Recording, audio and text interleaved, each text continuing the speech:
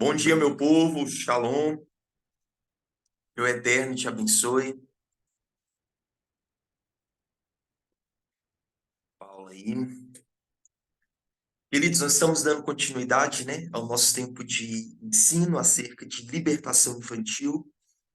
Ontem vocês estiveram aí, com a Arielle. Hoje eu estou aqui retomando novamente. E hoje nós vamos falar um pouquinho sobre cadeias geracionais, tá bom? Eu estou aqui crendo que eu serei breve, mas é porque é uma matéria tão vasta, é um conteúdo tão vasto. Na verdade, queridos, tudo aquilo que a gente tem aplicado aqui, é novo. A gente preparou algo específico para esse tempo, mas acaba que uma coisa vai levando a outra, né? E nós queríamos muito poder servir vocês da melhor forma possível. Então, se você tiver alguma dúvida, alguma questão a pontuar, se sinta na liberdade aí de ir compartilhando conosco. Amém? Eu queria te convidar para um tempo de oração. Eu queria te convidar a estar orando, ao decorrer desse tempo, da nossa aula, da nossa matéria, para que de fato nós possamos estar sensíveis a ouvir a voz de Deus. Aproveitar que a Arielle está aí, vou gastar ela também para orar para a gente iniciar a nossa aula.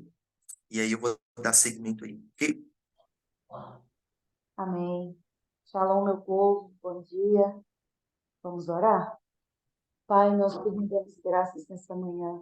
Engrandecemos o teu nome. Entramos por suas portas com ações de graças e em teus atos com hinos de louvor. Pai, pois o seu nome é digno de ser adorado. Pai, nós te agradecemos por esse tempo de ensino, por esse tempo onde o Senhor tem recalculado talvez a nossa rota acerca das nossas crianças e adolescentes.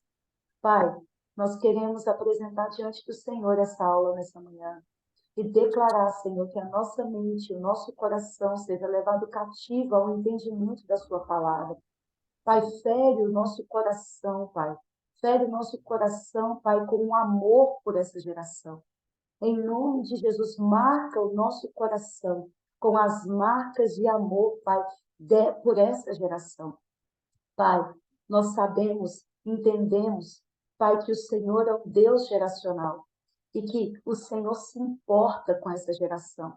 Então, Pai, que o nosso entendimento hoje seja aberto, Pai, que a nossa mente receba luz, que o nosso coração receba o fogo do Senhor, para que possamos entender e discernir a vontade, o anseio do seu coração. Que o nosso coração passe a se importar com aquilo que o seu coração se importa em nome de Jesus. Pai, desde já eu declaro que nós selamos o ambiente onde nós estamos, essa sala de comunicação, Senhor. Pai, nós declaramos, Senhor, que o ambiente físico onde nós nos encontramos seja selado agora, o teto, as paredes, o chão, as saídas de energia, de ar, sinais de comunicação, satélite. Pai, nós saímos debaixo de toda frequência de linha-lei, que venha, Pai, tentando deturpar a nossa mente, roubar a semente do nosso coração. Eu declaro, Senhor, em nome de Jesus, que nós possamos estar conectados com o Senhor, alinhando o nosso coração com o seu coração. Pai, eu declaro e proíbo todo e qualquer roubo da semente, distorção de palavras, em nome de Jesus. E, Pai, que o Senhor possa usar o Cassiano como uma boca profética do Senhor nessa manhã. Que o nosso coração receba as revelações que vêm do teu reino, Pai, para esse tempo, para essa geração. E, Pai, que a nossa resposta seja: eis-me aqui, envia-me a mim. Pai, que o Senhor encontre nessa manhã corações dispostos a servir o Senhor da forma que o Senhor, Pai, deseja ser servido. Em nome de Jesus. E nós nos dispomos à tua vontade. Pai, pedimos ao Senhor que guarde a casa, a família, o ministério, Pai, dos nossos irmãos, de todos aqueles que estão aqui, aqueles que vão assistir a gravação depois. Pai, que o Senhor possa cobrir, Senhor, a casa, a família do Cassiano, em nome de Jesus. E nós te agradecemos e honramos o teu nome pela vida do apóstolo Hélio, da profeta Andréia, Senhor, por esse tempo. Em nome de Jesus. Amém e amém. Amém, queridos? Hoje nós vamos falar um pouquinho sobre cadeias geracionais. Só estou aqui abrindo o arquivo, para a gente dar um ponto de partida. cadeias geracionais. E logo eu quero que você tenha um entendimento do que é essa estrutura a qual nós iremos apontar hoje. Porque quando nós falamos, queridos, sobre cadeias geracionais, o primeiro ponto que você precisa ter clareza, que a cadeia nos traz essa marca de um cárcere, uma prisão. Jesus. Calma aí. Ô, gente, é tão difícil fazer duas coisas ao mesmo tempo. Calma.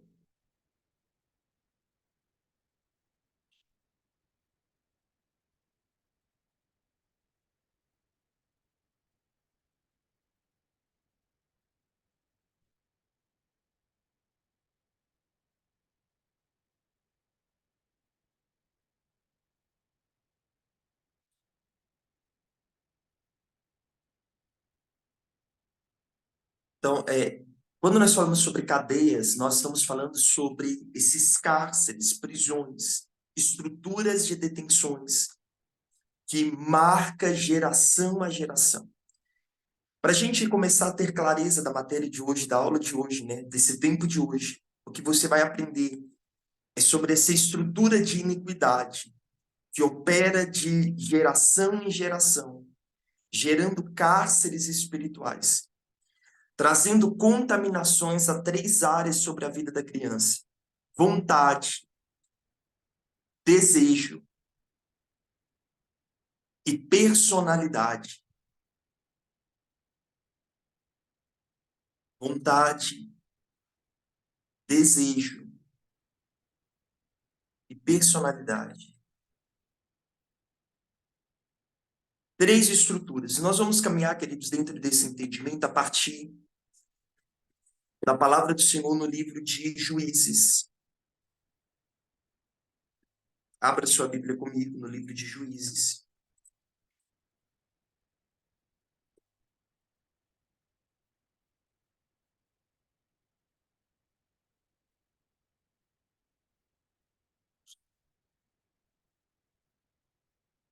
Juízes, capítulo 6.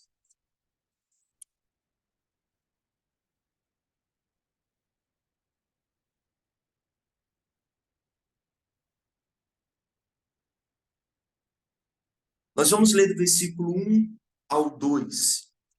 Amém? A minha versão diz assim: Juízes, capítulo 6, versículo 1 ao 2. Fizeram os filhos de Israel o que era mal perante ao Senhor. Por isso, o Senhor os entregou nas mãos dos medianitas por 7 anos, prevalecendo domínio sobre todos os medianitas sobre Israel. Fizeram estes para si, por causa dos medianitas, as covas que estão nos montes, as cavernas e as fortificações. Existem 4 palavras-chave dentro desse texto: domínio, covas, cavernas e fortificações. Quando nós nos deparamos, queridos, com essa mensagem, logo em primeiro ponto nós nos aleluiamos, né? Glória a Deus, em um período de perseguição, os filhos têm construído um lugar de refúgio. Mas se você ler essa passagem, queridos, você vai entender que os filhos deveriam estar desfrutando ou governando sobre Israel. Mas o que a palavra aponta é que os filhos estão sendo opressos, estão se escondendo em covas, cavernas e fortificações. Quando nós olhamos o povo os medianitas, eles sempre serão um povo que traz a marca chamada opressão. Todas as vezes que você vê esse governo dos medianitas na Bíblia, você vai ver por trás uma estrutura que traz pânico e opressão. Juízes, capítulo 6, versículo 1 ao 2. Mas o que seria esse estado de domínio? De nada, Jaqueline. O que seria esse estado de domínio? O que é dominar? A palavra dominar significa exercer da autoridade ou do poder a fim de subjugar. Eu vou falar mais uma vez. Domínio é exercer da autoridade ou do poder a fim de subjugar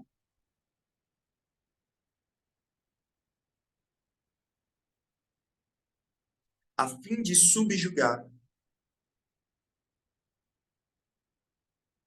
da vontade de uma pessoa consciente.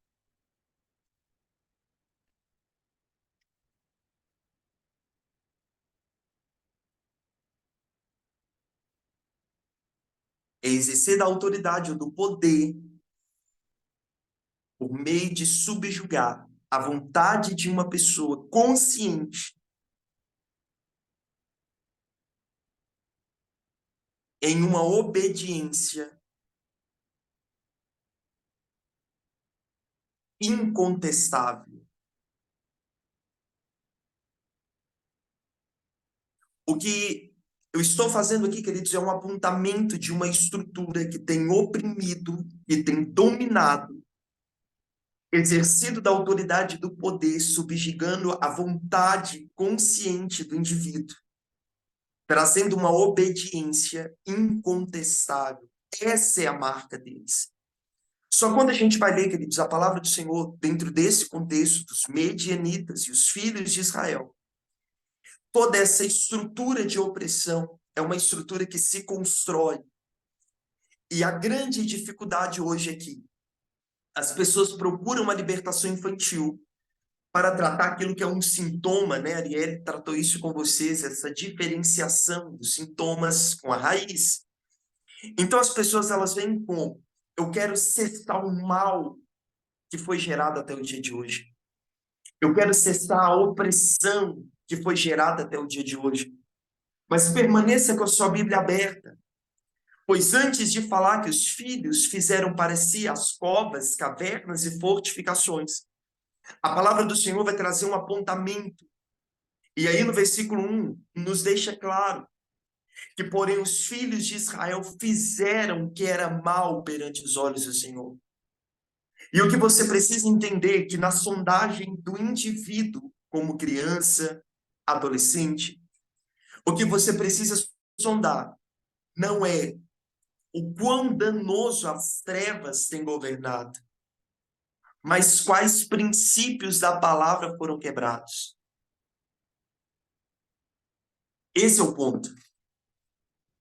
Quando nós pegamos essa parte do texto, onde diz que os filhos de Israel fizeram o que era mal perante aos olhos do Senhor, você vai encontrar três marcas latentes aí. Primeira coisa, infidelidade. Algo que se tornou latente sobre esse tempo foi a infidelidade do povo. O segundo ponto, a idolatria.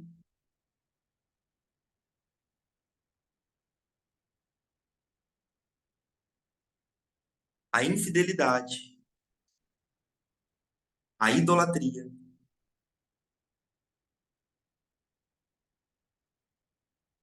e a feitiçaria.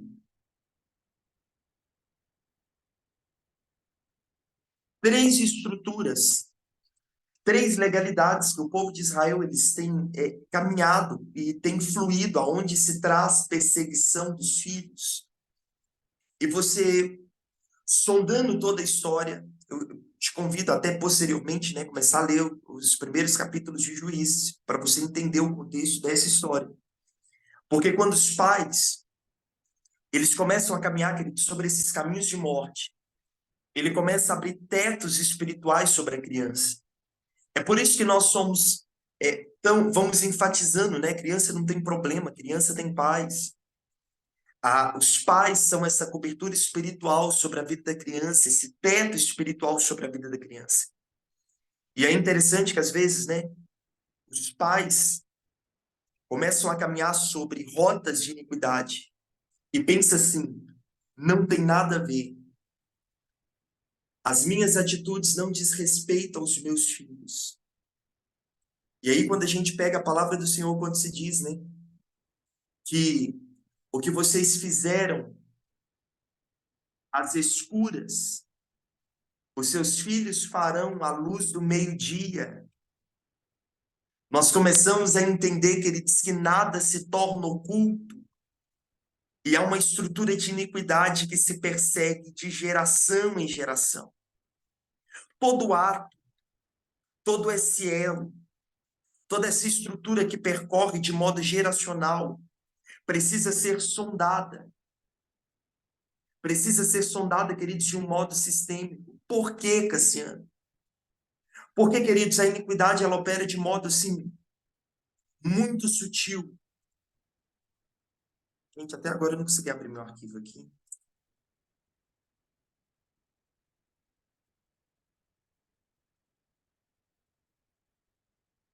Agora foi. A iniquidade só opera de modo muito sutil. Quando nós olhamos, queridos, para um campo geracional, aquilo que tange a estrutura do homem, o homem ele sempre vai fazendo distinção, colocando, não, o corpo não tem nada a ver com o espírito, e o espírito não tem nada a ver com a alma, quando na verdade as três coisas estão atreladas. O modo que eu lido com o meu corpo está atrelado à estrutura da minha alma. O modo que eu vou lidando com a minha alma e aonde a minha alma se alimenta, isso influencia muito ao meu espírito. Mas uma grande estrutura que nos dias de hoje tem governado e que para mim é o X da questão de toda a cadeia geracional, é uma síndrome física e que para mim também é uma síndrome espiritual, uma síndrome de Estocolmo. Eu não sei se você já ouviu falar, é quando um indivíduo, síndrome de Estocolmo, é quando o indivíduo ele é tomado em cárcere, ele é levado cativo. Às vezes, queridos, ali até mesmo sem alimento, sofrendo vários tipos de agressão e abusos, mas ele se apaixona pelo carcereiro. Ele entra dentro de um estado que ele não se vê sem o carcereiro. O carcereiro, queridos, ele pode deixar a cela aberta que o indivíduo ele não sai para fora. É essa estrutura que nós estamos lidando hoje, nessa manhã, porque nós podemos pegar, queridos, e apontar, falar assim, não, a palavra do Senhor diz, você está errado aqui, aqui, aqui. Esse pecado vai te matar. Você entende isso? O indivíduo olha para você e diz, entendo. E amanhã ele está praticando. Ele se apaixonou pelo carcereiro. Cassiano, de modo claro para quem trabalha com libertação, aonde se opera tal nível de prisão? As práticas de cativeiro que nos traz marcas de prazer.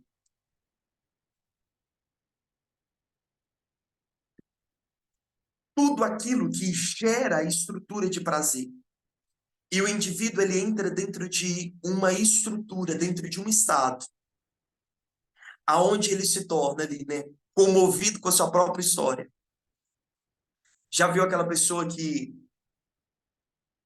ela sempre caminha pobre de mim? O pessoal fala, né, a síndrome de Gabriela, eu nasci assim, eu vivi assim, vou morrer assim. Por quê?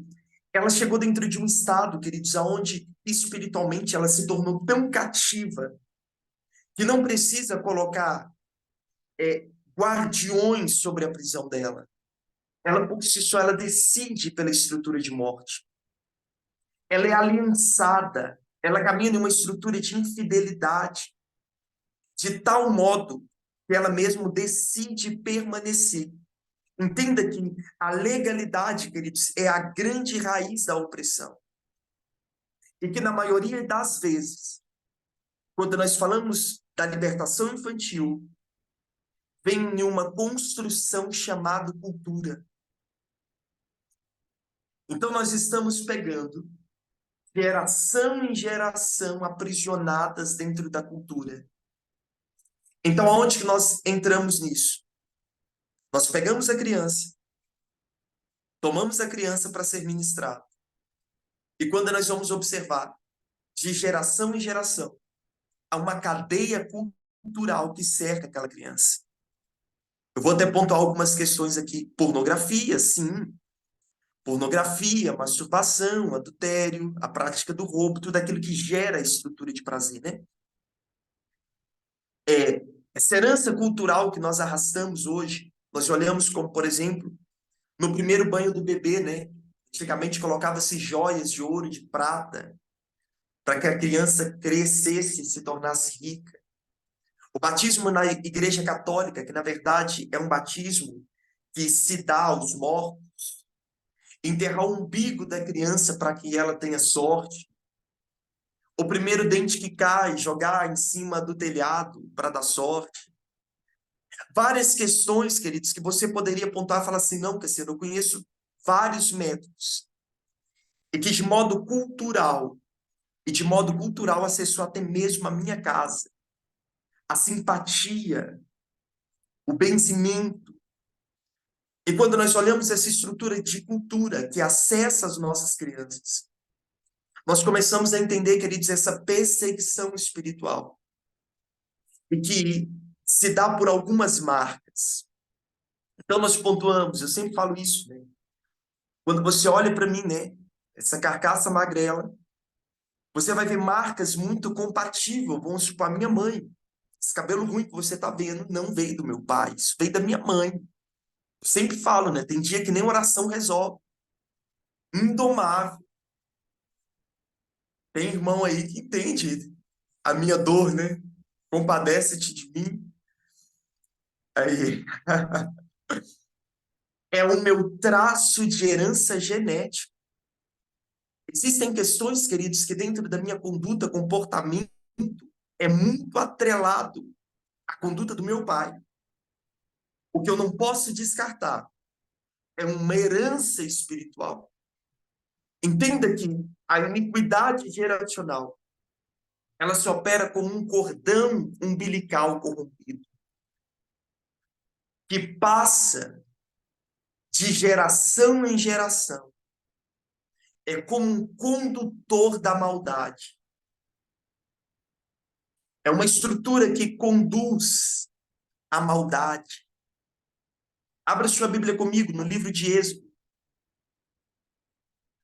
Uma passagem muito conhecida, né? Êxodo, capítulo 20. Quem encontrar e puder ler, por favor, versículos 5 ao 6.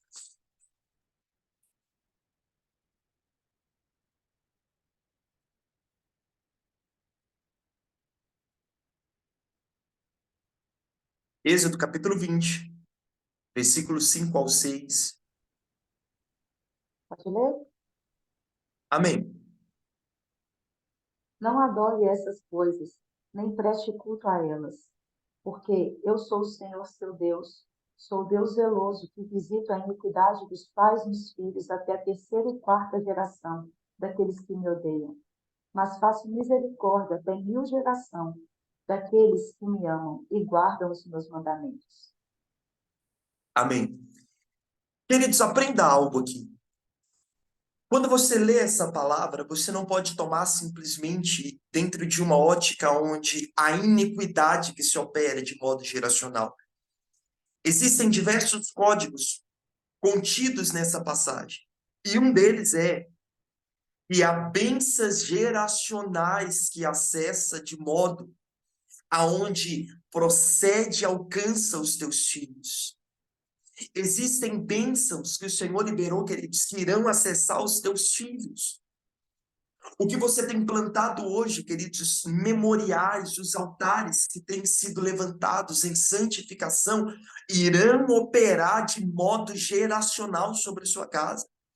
Talvez você hoje olhe e fale, Cassiano, eu não vejo, né, nenhuma nuvem do tamanho da mão de um homem sobre a minha casa, mas entenda uma coisa, você irá viver e os seus filhos irão desfrutar destes altares a qual você tem erguido dentro desse tempo.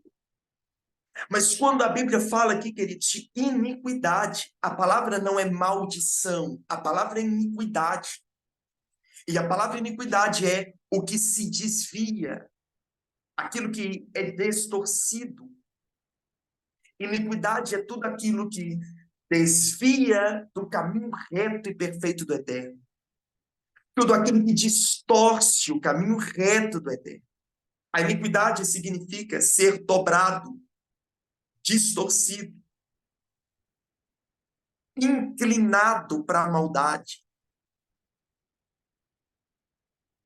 Eu gosto de outro significado também que nos aponta para a anomia, né? Que é o ilegítimo. A iniquidade é a operação da ilegitimidade. O que é perverso.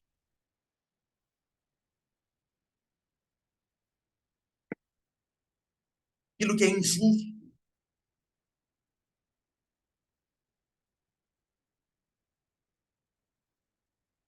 Sem lei.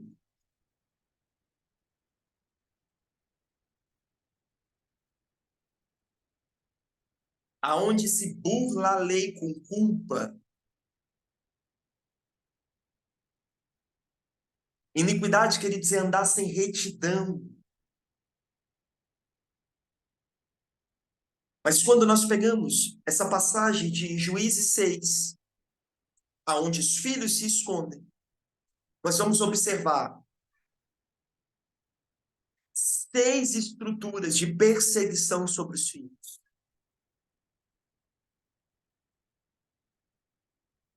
Olha só. Pensando que perseguição é essa? Primeiro, escravidão. É a primeira marca. Escravidão. Morte.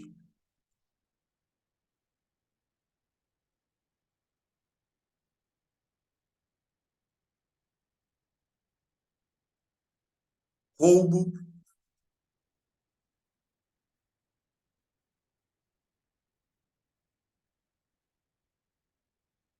Destruição.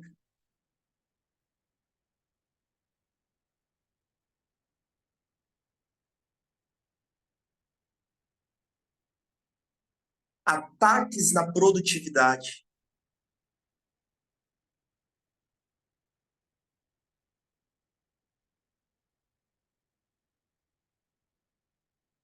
Ataque na produtividade. E perseguição dos descendentes. Eu vou repetir todos. Escravidão. Morte. Roubo. Destruição. Ataques na produtividade. E perseguição dos descendentes. E aí nós estamos olhando, queridos, para pais que nos procuram. E aí eu falei, né, na primeira aula, o meu filho está quebrado, meu filho veio com defeito de fábrica. Mas o que que a Bíblia diz a respeito disso? Há uma perseguição de maldição sobre o meu filho. O que que a Bíblia fala acerca disso? Provérbios, capítulo 26. Provérbios, capítulo 26, versículo 2.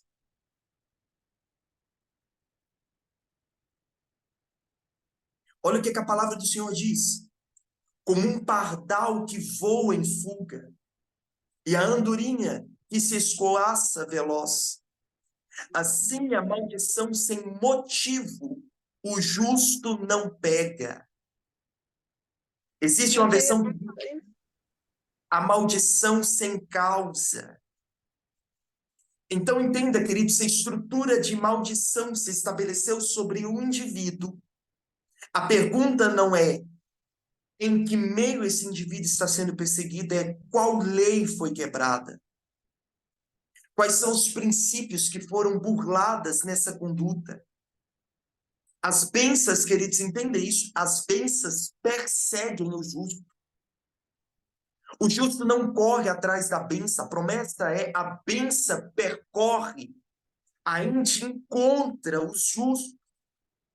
Mas todas as vezes que eu entro numa estrutura de iniquidade, eu me torno um ambiente propício para que as perseguições espirituais se estabeleçam. É por isso que eu pontuo para vocês, nesse dia chamado hoje, né? Que o que você precisa sondar é quais são as legalidades que têm afetado os filhos. Quais são as perseguições, as marcas de iniquidade que ainda são operantes sobre a vida dessa criança? Quando nós olhamos, queridos, a palavra maldição, existem 3 pontos que se estabelece aí dentro de uma de maldição. O primeiro delas é anátema. Anote aí, anátema.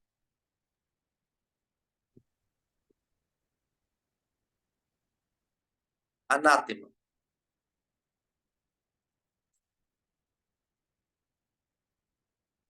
É o primeiro ponto que a gente compartilhou. O que é a maldição, Cassiano, sobre essa estrutura anátema? É o castigo pela quebra do mandamento. É a estrutura de maldição que opera pela quebra do mandamento aliança.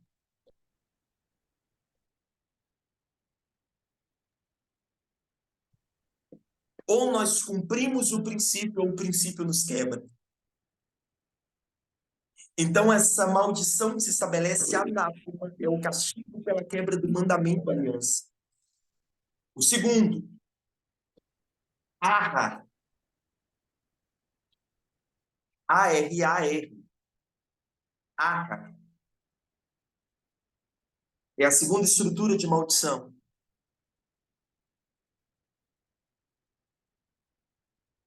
É o estado presente, queridos, da maldição em cumprimento.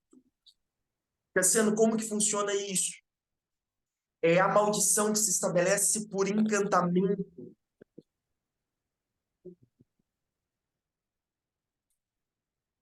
É aquilo que se libera. A gente vê aí, né, muito esse campo de magia, de feitiçaria.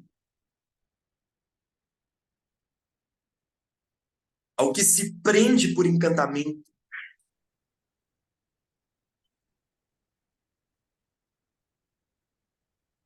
É a maldição que traz a marca, né? Cercar com obstáculos. Cercar com obstáculos.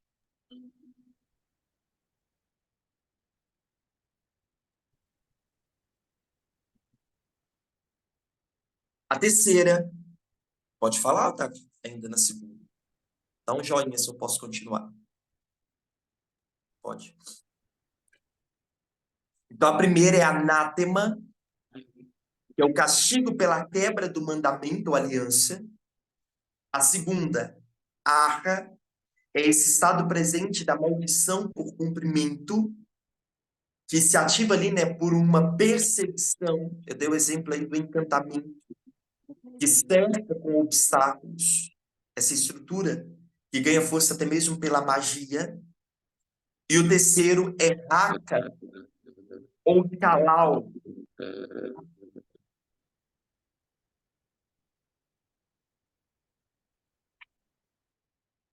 Raca ou calau,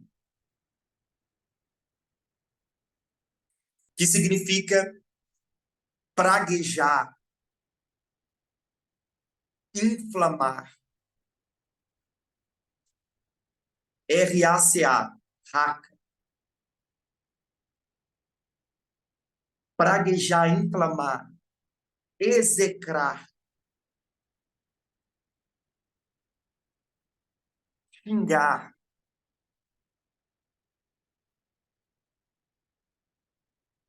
profetizar o mal. São 3 estruturas de maldições que nós precisamos começar a sondar. Primeiro ponto. 3 pontos. E o primeiro ponto que a gente precisa sondar é: será que nós ainda estamos clamando por bênção, querendo viver frutificamente, mas quebrando princípios? Não cumprindo o que a palavra do Senhor estabelece? Não fortificando alianças? Será que ainda estamos debaixo de um comando de feitiçaria?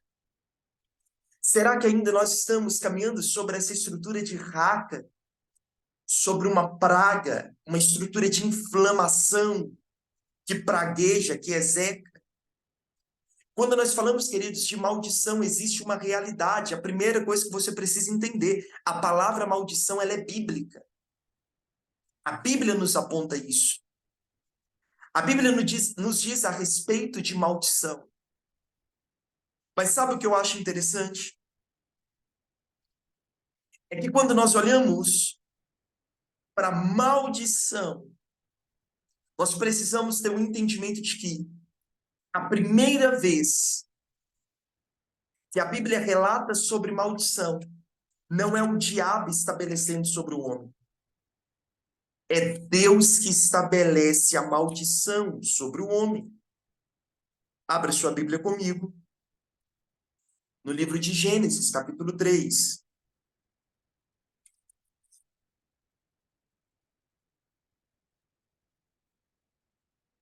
Alguém lê para a gente, por favor, versículo 17 ao 18.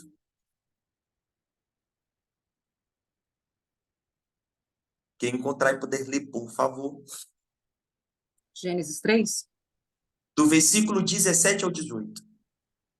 E Adão disse: Visto que atendeste à voz da tua mulher, e comeste da árvore que eu te ordenara não comesses, maldita é a terra por tua causa.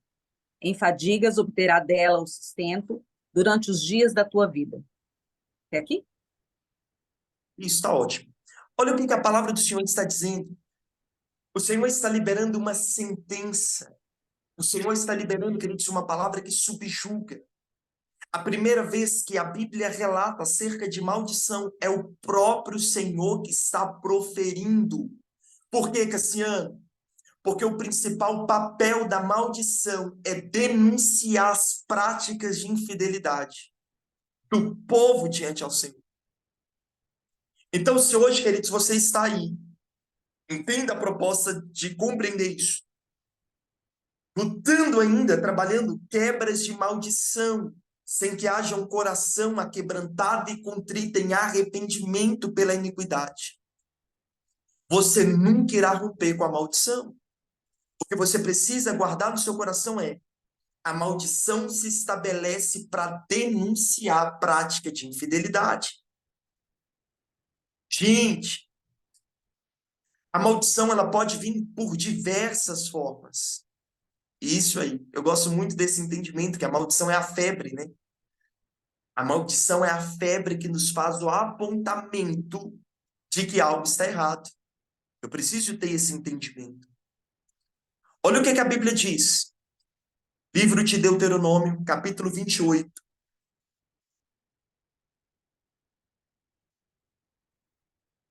Deixa eu abrir aqui.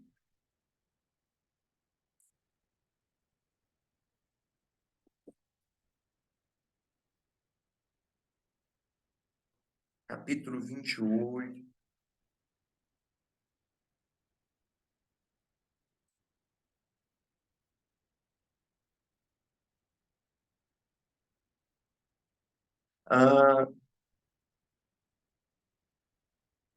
Alguém lê para a gente, por favor, do versículo 1 ao 6.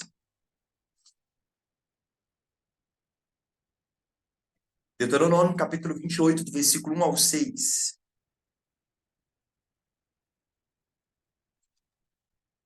Eu sou aquela aluna fominha.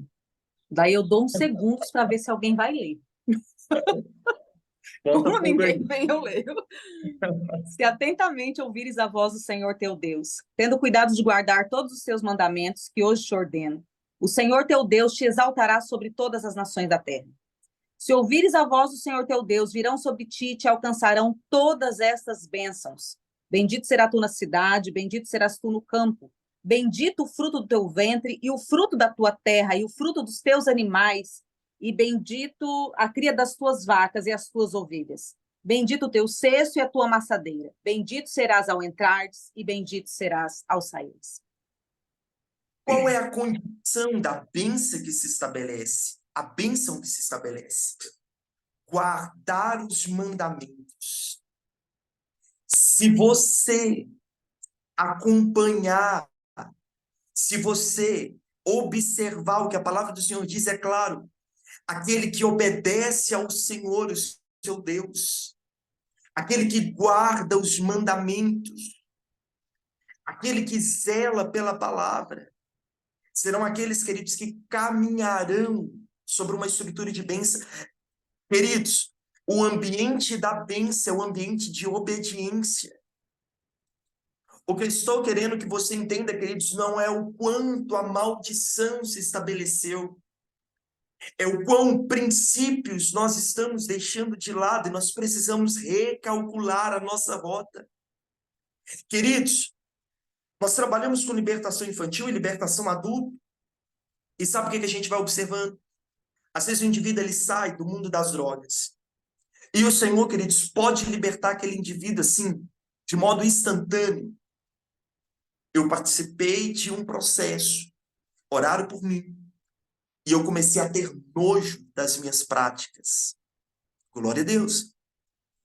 Mas haverá pessoas que passarão por um processo, precisam ser enviados por uma clínica, precisam ser cuidados mais de perto.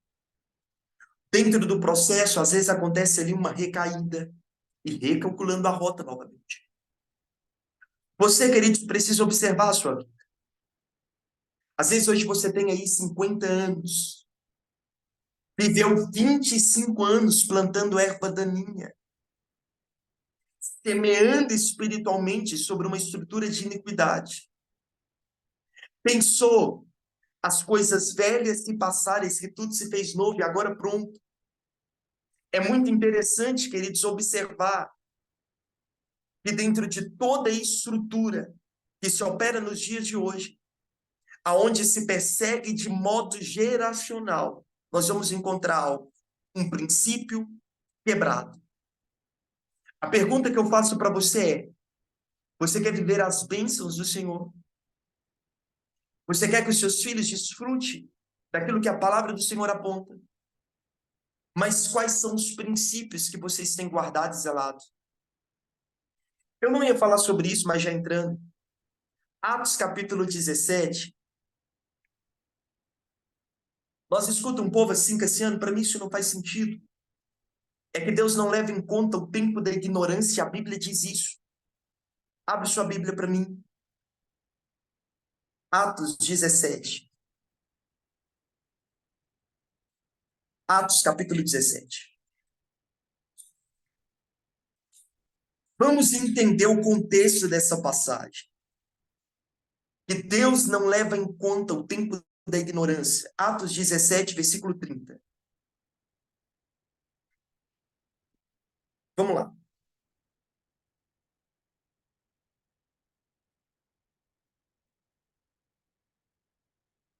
Quem lê para a gente Atos 17, 30, só para a gente entender o tempo da ignorância. Eu Posso ler? leio. Pode ler, amigo. Amém. Ora, não levou Deus em conta os tempos da ignorância. Agora, porém, notifica aos homens que todos, em toda parte, se arrependam. 31 Queridos, também? não, tá ótimo. É só esse versículo para a gente fazer uma sondagem. O Senhor não leva em conta o tempo da ignorância. Mas olha o que a palavra do Senhor está dizendo e o comando que o Senhor está declarando: se arrependa. Então, que história é essa? E no pensamento de que Deus não leva em conta o tempo da ignorância, eu me calo e guardo a minha iniquidade para mim. É uma estrutura, queridos, que não faz sentido, porque a sua confissão sela o seu arrependimento. Você precisa entender isso. A sua confissão sela o seu ato de arrependimento. É por isso que quando a gente chega em Tiago, a palavra do Senhor nos aponta: confessai, pois, as vossas iniquidades uns aos outros. Algumas versões vão dizer pecado, transgressão uns aos outros, para que seja tratado. Hoje eu não vou entrar nisso, mas existe uma diferença entre pecado, iniquidade e transgressão. Então estou te pontuando, queridos, que nessa rota de saída de cárceres geracionais, tudo inicia por colocar os princípios do Senhor como prioridade a ser cumprido. É que eu sei, mas sabe, eu não faço. É que eu até entendo, mas eu não consigo praticar. E aí, queridos, nós estamos começando a observar um povo que, síndrome de Estocolmo, se apaixonou pelo carcereiro, é apaixonado pelo carcereiro. E aqui eu quero que você entenda. Existe uma geração que nunca caiu, nunca babou, nunca arranjou os dentes para dizer é possesso, mas a verdade é, está cativo. É por isso que em Lucas, capítulo 4, verso 18, Jesus está descendo ao deserto, ele chega na sinagoga e ele começa a ler o livro do profeta Isaías. Isaías 61. E Jesus começa a declarar: o Espírito do Senhor está sobre mim, porque ele me ungiu para pregar boas novas aos pobres. Ele me enviou para proclamar liberdade aos presos e recuperação de vista aos cegos, para libertar os oprimidos e proclamar o ano da graça do Senhor. Então ele fechou o livro, devolveu ao assistente e assentou-se. Na sinagoga, todos tinham os olhos fitos nele, e ele começou a dizer: hoje se cumpre as escrituras que vocês acabaram de ouvir. Queridos, Jesus nunca foi em nenhuma prisão física a retirar prisioneiros de cárceres. O que o Senhor está falando é acerca de prisões espirituais. E o que o Senhor está nos trazendo como um alerta nessa manhã é: a infidelidade do seu coração está aprisionando os filhos. A quebra da aliança. É interessante quando nós olhamos para o povo de Israel e quando o Senhor sempre vai confrontando ao povo acerca dos ídolos. O Senhor confronta o quê? Infidelidade. Sabe qual é o problema? Esse primo do Satanás que nós falamos, chamado nada a ver. Aonde nós vemos essa geração fazendo dos jogos virtuais o seu mundo. Pais que olham e pensam, não tem nada a ver, está diante dos meus olhos. É melhor que ele esteja aqui em casa, nos seus jogos, do que estar na rua me gerando problemas. Observa que tudo aquilo que o seu filho está jogando é o que a Bíblia condena. O que a Bíblia vai dizer é que os olhos que vê, o Senhor faz como ambos. Significa que o seu filho está se tornando um com aquilo que ele está vendo. Os olhos são a janela da alma, os olhos são o portal da alma. O seu filho está sendo acessado pelas trevas, através daquilo que ele escuta, através daquilo que ele vê, audição, visão, paladar, tato e olfato. Tá tudo bem. É melhor estar aqui em casa do que dando trabalho lá fora. E é nesse pensamento que o seu filho está se perdendo e você ainda não se atinou. Eu sempre falo, né? Eu não sou pai hoje, não sou pai. Mas eu falo, eu sou tio. Porque chegou aqui em casa, não tem celular, não tem tablet, não tem televisão. A gente extrai o máximo aquilo que é manual. Perdoam pela expressão, né? Mas aqui a gente fala uma geração emburrecida. Aonde essa era virtual, a gente está olhando para elas, não tão inteligente, né? 2 anos de idade. Já sabe manusear um celular. Não, querido, seu filho está tendo seu cérebro é comido. Você não está percebendo. Pergunta da tabuada para ver se o indivíduo de 13 anos vai saber te informar. Começa a sondar o intelecto dessa criança, que esse indivíduo tem como entendimento de matérias básicas do ensino. O que eu estou te falando, queridos, é de uma realidade espiritual.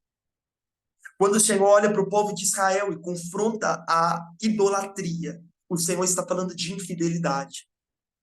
Pois tudo aquilo que toma no nosso coração o lugar de Deus é infidelidade. E você não percebeu que os teus filhos estão se prostrando em culto. Eles têm a sua filosofia.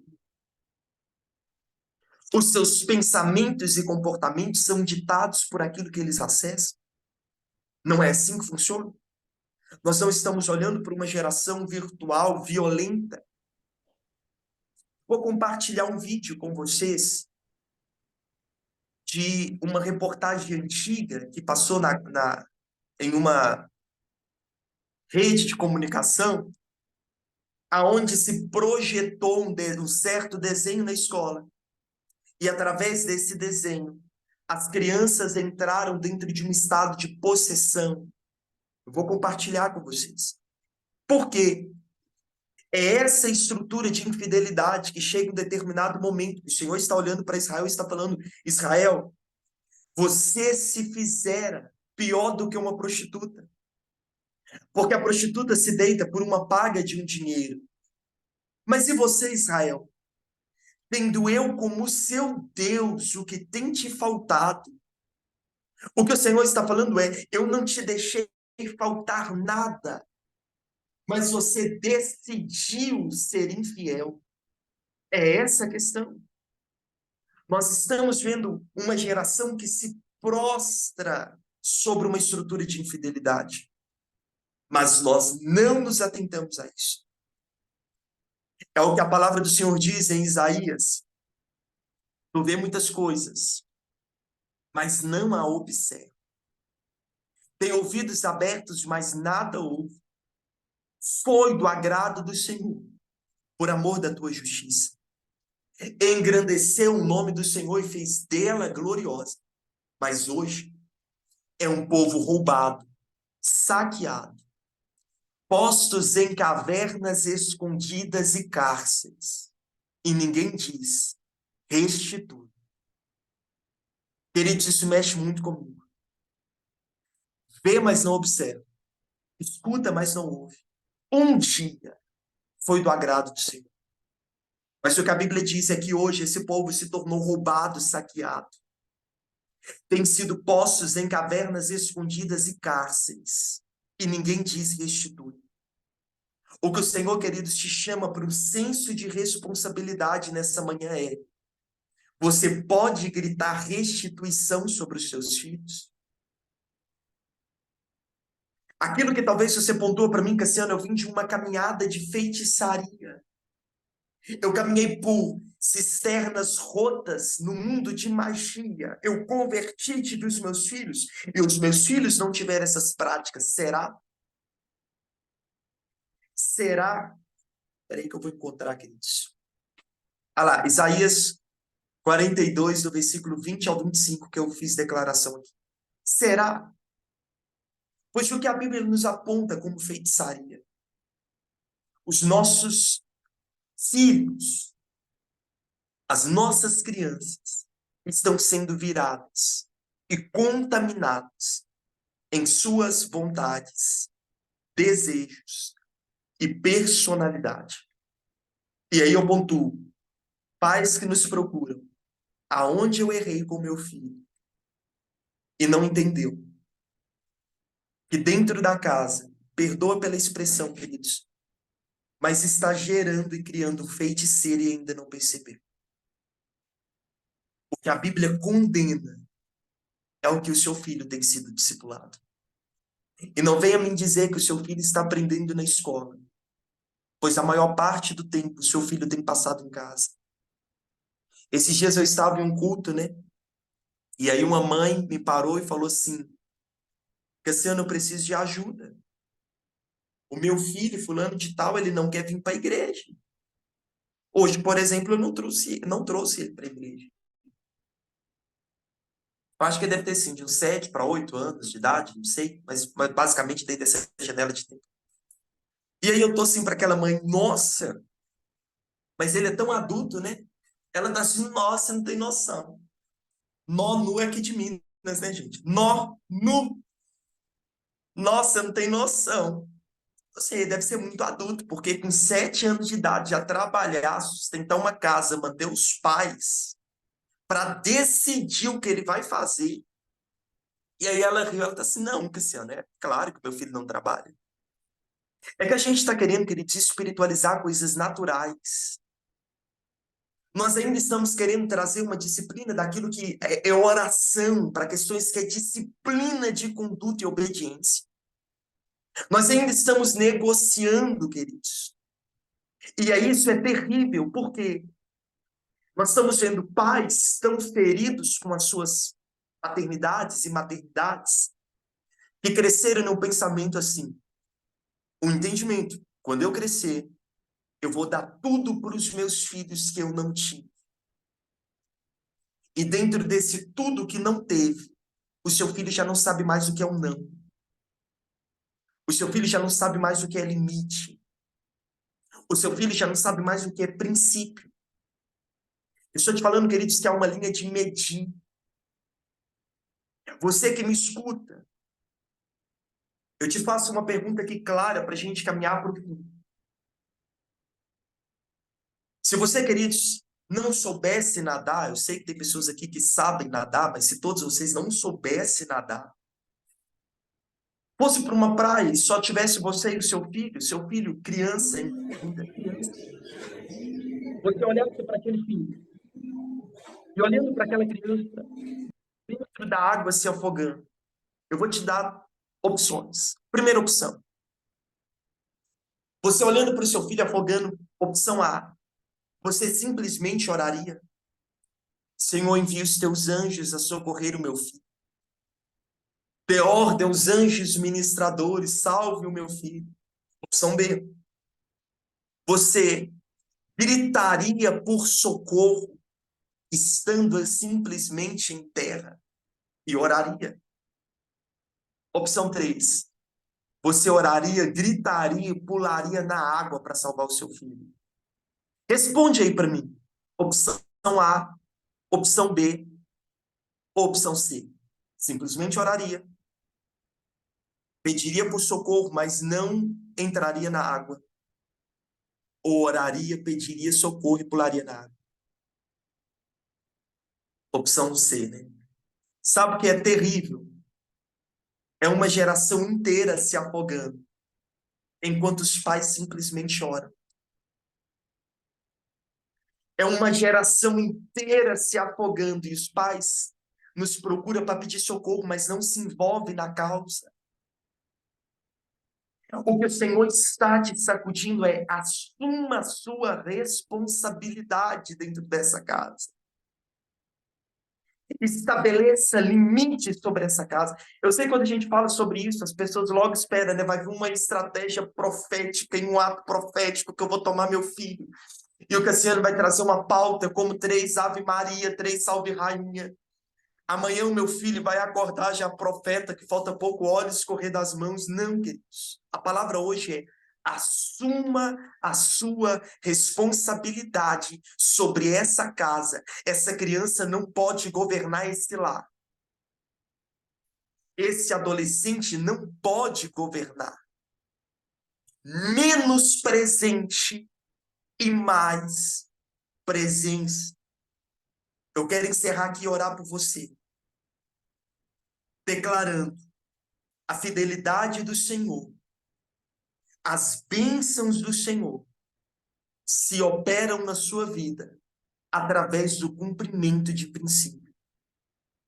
O não de Deus, queridos, também é uma resposta sobre as nossas vidas. Você precisa entender isso.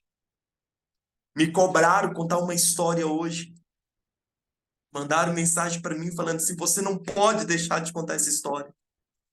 Então eu preciso te contar essa história antes de encerrar, se eu souber ainda a história. Eu quero te contar, queridos, uma história que há muito tempo atrás, em um vilarejo, ou melhor, antes disso, né? Tem que lembrar a história para contar, né, profeta? Uma criança gerada em uma família muito rica. Essa criança, ela sempre teve tudo que os pais poderiam dar, ela não tinha o tempo para desejar, os pais sempre entregava tudo que ela queria. E um dia, aquela criança em viagem com os pais, eles sofreram um acidente de carro. O carro capotou. E os pais vieram a óbito. Aquela criança, ela foi tomada e foi levada junto com os pais ao hospital. Chegando lá, o médico deu a notícia para aquela criança que os pais haviam falecido. Eles procuraram um parente próximo, queridos, e só encontraram uma tia rabugenta e que não tinha muita paciência e destreza com criança. Ele foi morar com essa tia em um vilarejo. Ele passou muita necessidade com essa tia, porque essa tia sempre foi muito dura. E ainda nesse vilarejo, queridos, aconteceu um dia onde pegou fogo. Essa criança subiu ao mais alto quarto e ela começou, queridos, a gritar na janela: socorro, alguém me ajuda. Alguém me ajuda. A tia, já uma idosa, faleceu nesse incêndio. Um ateu estava passando próximo àquela casa no vilarejo, olhou para aquela criança e se moveu por um sentimento que ele nunca havia sentido até então. Aquele homem conhecido como ateu e sempre marcado pela sua ira, pelo seu ódio, aonde ele nunca conhecia até então aquele sentimento. A história diz que ele sobe pelo poste para salvar aquela criança. As suas mãos são queimadas com fogo e mesmo assim ele toma aquela criança e salva a criança. Ele pega aquela criança e leva aquela criança para uma igreja. Ele olha para o líder religioso daquela igreja e diz: você poderia cuidar dessa criança, homem das boas obras? Aquele líder religioso pega para cuidar. Em uma reunião de domingo, eles precisam decidir com quem aquela criança fica. Uma família chamada família Souza se levanta e diz: eu posso cuidar da criança. Eu posso dar tudo que essa criança precisa. Eu posso dar comida, brinquedos, uma boa educação. Aquele ateu que nunca havia entrado em uma igreja antes, ele entra naquela igreja e diz: eu posso ficar com a criança.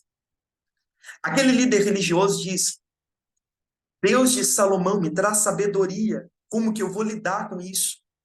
E o Senhor fala para aquele líder religioso: permita com que a criança escolha. Aquele ateu olha para aquela criança e diz: eu não posso te oferecer nada como a família Souza. Ele coloca as mãos para aquela criança e diz: olhe para as minhas mãos. Eu tenho marcas de amor. Mãos queimadas pelo fogo quando salvou aquela criança. Ele fica com a criança. Aquela criança olha para aquele pastor e diz: pastor, líder religioso, eu não posso ficar com a família Souza. Esse homem carrega marcas de amor. Um dia, em uma feira naquela aldeia, naquele vilarinho, aquela criança começa a falar com aquele ateu: eu quero ir, com muita persistência. Aquele ateu está falando: não, o que eles falam dentro dessa exposição é tudo mentira. E ele começa a percorrer naquela exposição e ele vê uma imagem de Cristo, o Cristo segundo a Igreja Católica. E quando ele se depara, a criança ela fica emocionada a chorar. E aquele ateu olha para aquela criança e diz: vamos embora. Eu sabia que não iria te fazer bem. O que se fala a respeito disso é uma mentira. Não é verdade o que eles pregam. Aquela criança olha para aquele ateu e diz: é verdade. Eu não conheço esse homem que está ferido na cruz, mas ele é real. Aquele ateu insiste. E aquela criança rebate. E uma hora aquele ateu olha para aquela criança e diz: então me prova. Esse homem que está pregado na cruz é real. Aquela criança olha para o ateu e diz: olhe para as mãos dele. Ele carrega marcas de amor. Esse homem é real. Aonde que eu quero encerrar, queridos, com você dentro dessa história? Eu queria encerrar aqui, queridos, com você olhando para suas mãos. A gente vai orar agora. E eu queria te perguntar: as suas mãos é marcadas por amor? Você consegue salvar uma criança que está gritando sobre um grito silencioso, aonde a política não consegue ouvir esse grito? Aonde a educação brasileira não consegue ouvir esse grito? Aonde somente a igreja é capaz de ouvir o grito dessa geração? As suas mãos ainda carregam marcas de amor. Eu quero encerrar aqui, te convidando a orar, para que as nossas mãos carreguem marcas de amor. Amém? Eu queria pedir a Arielle para conduzir esse tempo de oração. E aqui, queridos, nós já encerramos. Ok? Arielle? Meu Deus, essa história sempre mexe comigo, né? Mas, Pai, em nome de Jesus, que o Senhor coloque em nosso coração, que o Senhor, como eu disse no início, que o Senhor possa ferir o nosso coração nesse tempo. Pai, fere o nosso coração de amor. Amor, Senhor, por essa geração. Amor, Senhor, pelas crianças. Amor, Senhor, pelos adolescentes. Que nós possamos entender, Pai, que as crianças não são a igreja de amanhã, elas são a igreja de hoje. Pai, que em nossa posição hoje, amamos ministrar, pregar, fazer acontecer para os adultos, mas fere o nosso coração com a importância que devemos dar a essa geração. Senhor, não nos deixe falhar na nossa missão. Não nos deixe, Senhor, chegar diante de Ti e quando o Senhor perguntar cadê a geração, e não termos uma geração para apresentar.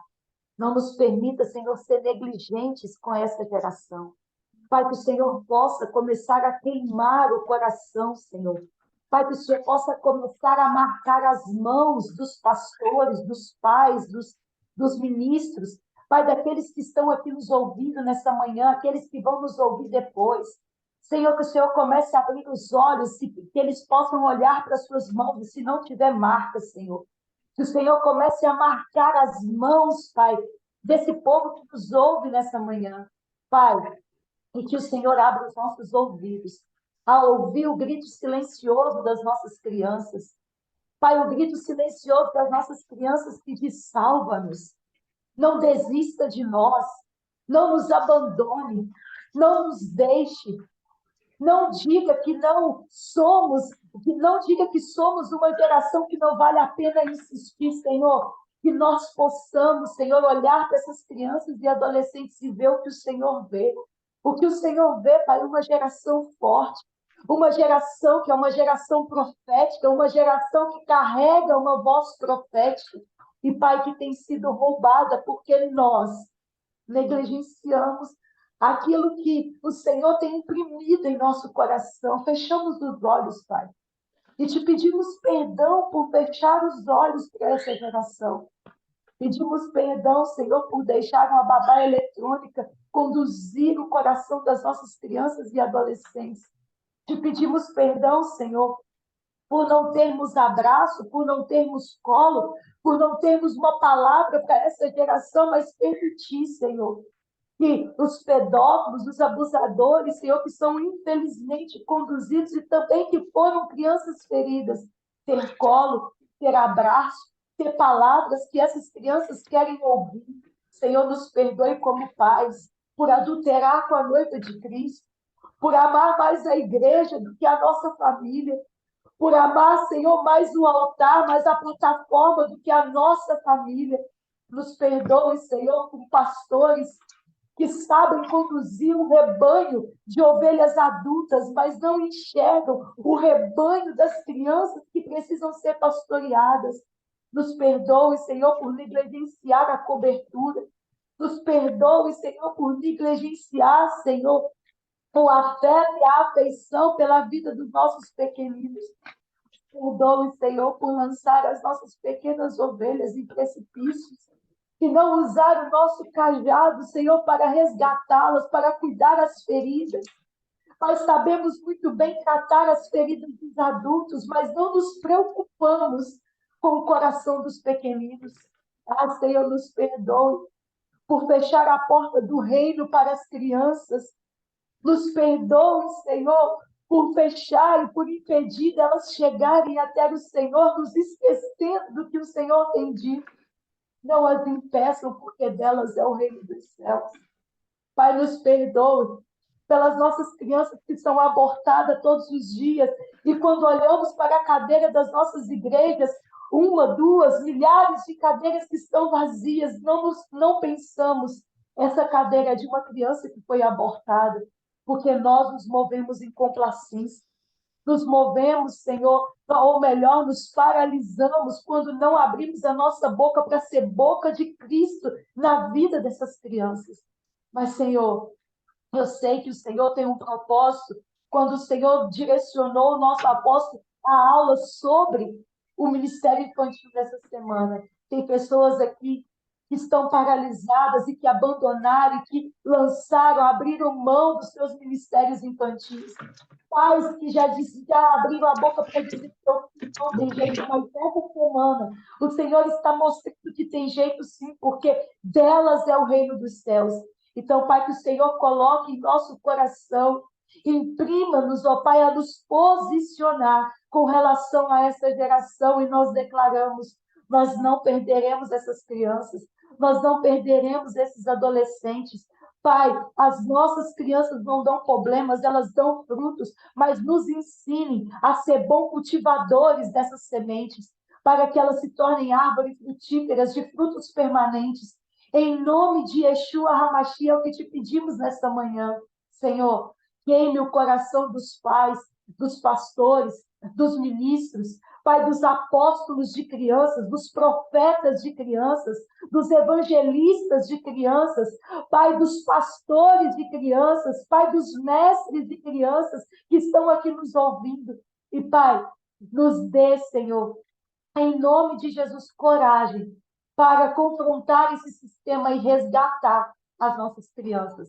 Em nome de Jesus, é o que te pedimos nesta manhã. Amém. Amém, queridos? Eu quero aqui pontuar para você que, se no desenvolvimento do dia você tiver alguma dúvida, alguma pergunta, só entrar em contato comigo, com a Arielle. Observação, isso aqui eu quero deixar isso grifado. Dúvidas referente àquilo que a gente tem compartilhado, dúvidas referente a questões que envolvem a área da infância. E eu sei que algumas pessoas acabam procurando direção. E não se esqueça que nós temos um apóstolo que tem nos direcionado. Então, esse lugar, essa posição não é minha e essa posição não é da Arielle. Tudo aquilo que você precisa como direção, vá de encontro ao seu apóstolo, vai gritar lá: pai, socorre-me, a sua filha que vem gritando. Mas se você tiver dúvidas referente ao ministério, referente à questão infantil, entre em contato conosco. Tá bom? Profeta? Amém, queridos. Obrigada por esse tempo. Amanhã a gente vem, né? Novamente. O último dia da semana. Eu espero, em nome de Jesus, que o Senhor proporcione outros tempos como esse, que tem sido muito precioso. Que o Senhor abençoe vocês. A gente volta amanhã no mesmo horário, amém? Shalom, shalom, queridos.